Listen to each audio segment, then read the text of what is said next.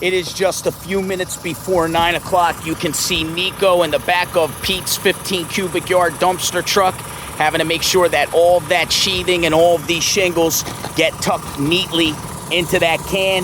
If you look, you see Joel down here finishing up the front of the house. Again, remember, it is before 9 a.m. and the entirety of the front of the home is basically put back together with the exception of these few loose debris. Let me show you what we have going on top side, because it's a combination of things. You can see that we're getting shingles staged and ready to be tacked down, right? But we also had some carpentry to consider. So in areas like this, where we had to just basically lose the vent because we're adding ventilation throughout the entire ridge vent, you see him cutting out that redundant hole. We won't need a vent there any longer. In addition, right, all the areas that were chopped up with lumber were troublesome as far as carpentry. You'd rather pull out flat, straight boards in areas that you don't have to worry about fitting plumbing or working a chimney in. The unfortunate thing is those are the boards that were chopped up most. So you can see those boards have now been repaired. At the same time, right, we have boards on the front side that still need to be repaired.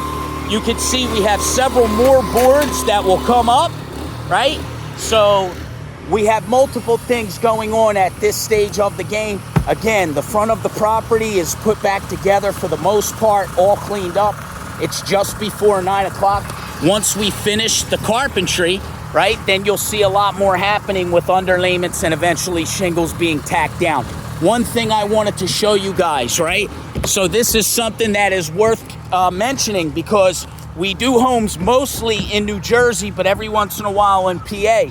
In PA, you never find what I'm about to show you, right?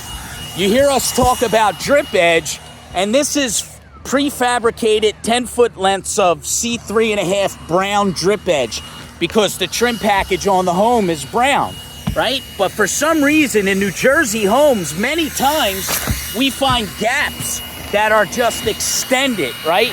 It's beyond what C3.5 would cover.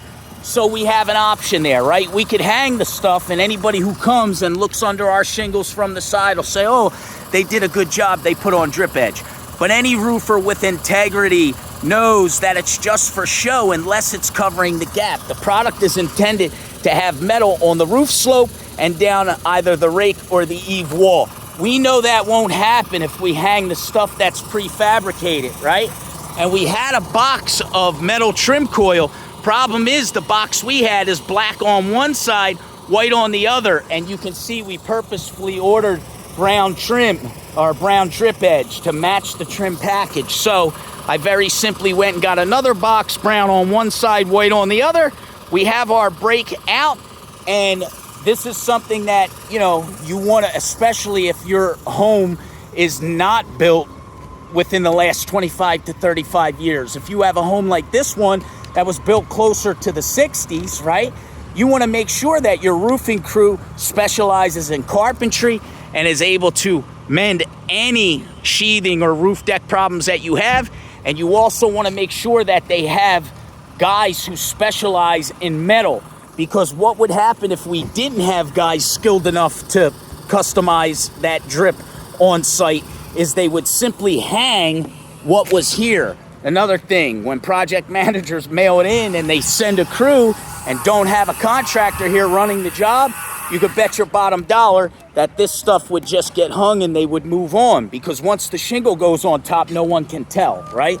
But when you have a contractor who's more concerned with doing it right so that in the future we're not getting calls for leaks, for problems that we could have easily solved on job day, then you get best practices. And best practices say when the gap is extended, you should pull out a brake and fabricate the drip by hand on site and hang drip edge that actually works. So all of those things are happening. We're addressing all of the shoddy carpentry.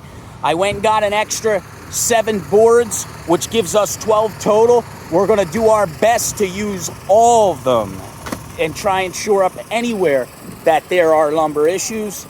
And then we get to focus on a few things. Now that the carpentry is taken care of around the chimney and the plumbing, right, we can focus on making sure that gets flashed correctly. Ice and water, thin metal, then a nice apron. Same thing on this side. We have to make sure both of these skylights get flashed correctly with ice and water barrier and a combination of silicone. And then when we mend the carpentry right above this valley, we'll take extra care to make sure that we run these valleys correctly. Remember, when we came upon this roof, they were run upside down. So today, we'll make sure that this lower plane runs up this wall 2 feet, no tacks within 6 inches either side of the valley, and then we'll take this higher plane and run it over, overlapping the lower plane, which runs up the wall. And then this way, no water can work its way behind one layer of shingles, up the wall 2 feet, and back behind another. Lest we forget, if it made its way through that path, there's nothing there but ice and water barrier. So same thing here. The same type of treatment we give to the chimney there, we have to give to this stack as well.